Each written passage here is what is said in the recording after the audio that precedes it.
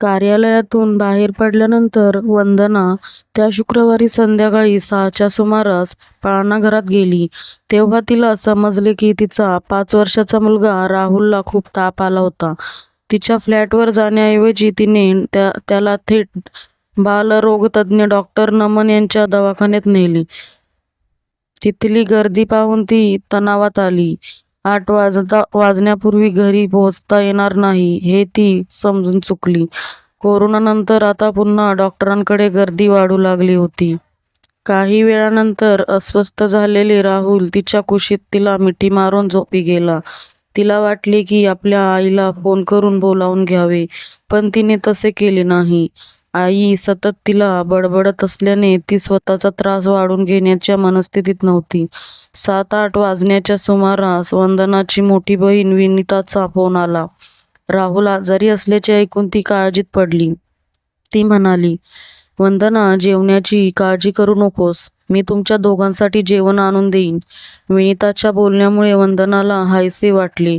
Doctor नमन यांनी मौसमी तापाचे निदान करत सल्ला दिला की ताप लवकर उतरण्यासाठी राहुलला पूर्ण विश्रांती द्या आणि प्रेमाने त्याला हलका आहार द्या. गरज पडल्यास मला फोन करा आणि हो, सावधगिरी म्हणून कोविड चाचणी करून घ्या, म्हणजे संशयाला जागा राहणार नाही. केमिस्टच्या दुकानातून औषधे घेऊन फ्लॅटवर पोहोचेपर्यंत 8 वाजले होते. तिने सर्वात आधी राहुलला औषध दिले. त्यानंतर त्याला पलंगावर झोपवून ती स्वतःसाठी चहा करायला स्वयंपाकघरात गेली. डोके प्रचंड दुखत असल्यामुळे तिला चहासोबत डोकेदुखीची गोळी घ्यायची होती. तिने चहा बनवला, पण तो तिला नीट पिता आला नाही. राहुलने उलटी केली होती. तिने त्याचे कपडे बदलून लादी साफ करेपर्यंत चहा पूर्ण थंड झाला होता. आपण अचानक रडू असे तिला वाटले, पण डोळ्यातून अश्रू ओघळू लागण्यापूर्वीच विनिता पती सौरभसह तिथे आली.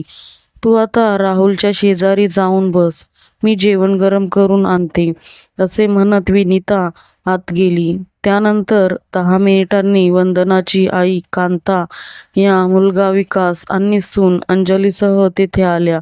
कांता यांनी लगेचच राहुलला आपल्या मांडीवर घेत मिठी मारली. आजीला पाहून त्याला आनंद झाला. "रात्री तू माझ्यासोबतच राहा, मी तुझ्याच हातून जेवण. तू मला एक छान अशी गोष्ट सांग." रस्सेदार भाजीसोबत एक चपाती खाऊन झाल्यावर राहुल आजीच्या शेजारी झोपला. वंदना आपल्या भाऊ, वहिनी, बहीण आणि भावजींसोबत बाहेरच्या खोलीत येऊन बसली. ती खूपच टेन्शनमध्ये होती. काय करायचं हे तिच्या लक्षातच येत नव्हते. नेहमीप्रमाणेच विकास आणि विनिताने वंदनाच्या सासर सोडून फ्लॅटमध्ये एकटे राहण्याच्या निर्णयाबद्दल चर्चा केली आणि अवघ्या 10 मिनिटात ते यावरून एकमेकांशी वाद घालू लागले. या वादात सौरभ आपल्या पतीची आणि अंजलीच्या पतीची साथ देत होते. डोकेदुखीने त्रस्त झालेल्या वंदनाला वाटत होते की चौघांनीही गप्प बसावे, पण ते सर्व तिच्यापेक्षा मोठे होते. त्यामुळे त्यांना गप्प करण्याचे धाडस ती करू शकली नाही. "वंदना, कोणताही वाद वाढवणे चांगले नसते. तू तुझे घर सोडून राहुलसोबत या फ्लॅटमध्ये राहतेस. त्याला जवळपास 2 महिने झालेत. अरुण तुला घरी परत बोलावून थकला आहे. आता तू समजूतदारपणा दाखव आणि घरी परत जा." विकासने वंदनाला दिलेला हा सल्ला ऐकून विनिता रागावली. "दादा, चुकीचे सल्ले देऊन तिचे आयुष्य पणाला लावू नकोस," विनिताने उलट उत्तर दिले. सासरच्या नरकात परत जाण्यासाठी वंदना वेगळे राहण्याचे पाऊल उचलले नव्हते. रात्रंदिवस तिला टोचून बोलले जायचे, नेहमी अपमान केला जायचा. असे मन मारून जगण्यात 7 वर्ष वाया घालवणे हा खूप मोठा कालावधी आहे. अरुणला पत्नी आणि मुलासोबत राहायचे असेल तर त्याला आता वेगळे होण्याचा निर्णय घ्यावा लागेल. वंदना कोणत्याही किमतीत परत जाण्याचा मूर्खपणा करणार नाही. "तू आगीत तेल ओतून तिचे डोके खराब करू नकोस. तर आज ती तिच्या नवऱ्यापासून दूर झाली नसती जर तू असं वागली नसतीस तर. नवऱ्यापासून अशी दूर कशाला राहिली असती?" विकासच्या कडवट स्वरात कमालीचा राग होता. दादा, विनितावर चुकीचा आरोप करू नका. सौरभने लगेच पत्नीची बाजू घेतली. आम्ही दोघेही वंदनाला साथ देतोय. वेगळ्या फ्लॅटमध्ये राहणे हा तिचा स्वतःचा निर्णय आहे आणि तुम्ही बघाच, तिला हे हवे ते ती लवकरच मिळवून दाखवेल. अरुण दबावाखाली येऊन आपले घर सोडायला तयार होईल असे तुला वाटते का? नक्कीच. पत्नी आणि मुलापासून दूर राहणे सोपे नसते. भाऊजी, मला तुमचे म्हणणे पटत नाही. अंजलीने तिचे मत व्यक्त केले. अरुणा, भाऊजींचे त्यांच्या कुटुंबाशी खूप घट्ट नाते आहे. त्यांच्या धाकट्या बहिणीचे अजून लग्न झालेले नाही. तिचे लग्न होत नाही तोपर्यंत ते विभक्त होण्याचा प्रश्नच येत नाही. घरापासून दूर राहून ते स्वतःच्या कुटुंबाप्रती असलेल्या जबाबदाऱ्या पार पाडू शकत नाहीत का? वंदनाला सुखी ठेवण्याची त्याची पहिली आणि मुख्य जबाबदारी नाही का? विनिताच्या या प्रश्नावर उत्तर नसल्याने विकास आणि अंजलीला गप्प बसावे लागले. अरुण आणि वंदनाच्या बिघडलेल्या नात्याबद्दल चौघांमध्ये चर्चा होत राहिली. वंदनाने कशीबशी एक चपाती खाल्ली. डोके प्रचंड दुखत असतानाही नाईलाजाने ती त्या चौघांसोबत बसू राहिली. अधूनमधून तिचे मन भूतकाळातल्या आठवणींमध्ये डोकावत होते. त्या चौघांमध्ये सुरू असलेल्या वादात तिला फारसा रस नव्हता, कारण तिने त्याचे वाद यापूर्वी अनेकदा ऐकले होते. 4 तास उलटूनही कोणीच गप्प बसायला तयार नव्हते. तेव्हा कंटाळून वंदना खालच्या आवाजात नम्रपणे म्हणाली, सासर सोडून वेगळे राहण्याचा माझा निर्णय योग्य होता की अयोग्य? या विषयावर आता चर्चा करून काय उपयोग? कोणालाही काळजी करण्याची गरज नाही. भविष्यात माझ्या या पावलांमुळे जे काही होईल त्यासाठी मी स्वतःला जबाबदार समजेन, इतर कोणालाही नाही. तू एकटी नाहीस, आम्ही तुझ्या सोबत आहोत. विनिताने तिच्या खांद्यावर हात ठेवला. त्यानंतर ती घरी जाण्यासाठी उभी राहिली. अरुणला राहुलच्या आजारपणाबद्दल कळवलं असा सल्ला देऊन विकास निघायला उठला.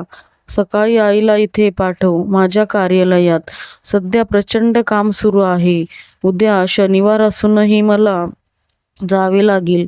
वंदनाचे हे बोलणे ऐकून विकासच्या कपाळावर आठ्या पडल्या. उद्या अंजलीच्या आईवडिलांकडे आम्हाला जेवायला जायचे आहे. आईही आमच्या सोबत येणार आहे, विकासने सांगितले. तू राहुलला माझ्याकडे सोड. विनिताने समस्येवर उपाय सांगितला नाही. ते योग्य होणार नाही. त्याला कोविड झाला असेल तर अमित आणि समितलाही ताप येईल. आईने अंजलीच्या घरी जाणे रद्द करून इथेच राहायला हवे. सौरभ इतक्या कडक कोरड्या स्वरात बोलला की विनिता तिच्या पतीच्या बोलण्याचा विरोध करूच शकली नाही. मी आज रात्रीही राहिले असते, पण मी माझी औषधं आणली नव्हती. शिवाय मला परक्या ठिकाणी नीट झोप येत नाही. राहुलचा ताप आता कमी झाला आहे. मला वाटते तो सकाळीही झोपून राहील. मी सकाळी लवकर येईन. कांता त्याच्या सुनेसोबत घरी जायला निघाल्या. त्यानंतर वंदनाने आईला एकदाही थांबायला सांगितले नाही. सर्व निघून गेल्यावर ती राहुलजवळ जाऊन त्याचा हात पकडून बसली. मुलाच्या चेहऱ्याकडे टक लावून पाहत असताना अचानक तिच्या संयमाचा बांध फुटला आणि ती ढसाढसा रडू लागली. कितीतरी वेळ ओघळणाऱ्या अश्रूंमुळे तिला आतून हलके वाटू लागले. ती प्रचंड रडून खूप थकली होती. खूप थकल्यासारखे आणि सुस्त वाटू लागल्याने ती राहुलच्या शेजारी पडली आणि त्यानंतर तिला कधी झोप लागली हे तिलाही कळले नाही. सकाळी तिच्या मोबाईलवर राहुलला कोविड नसल्याचा अहवाल आल्यावर तिने सुटकेचा निश्वास सोडला. 7 वाजण्याच्या सुमारास ती उठली.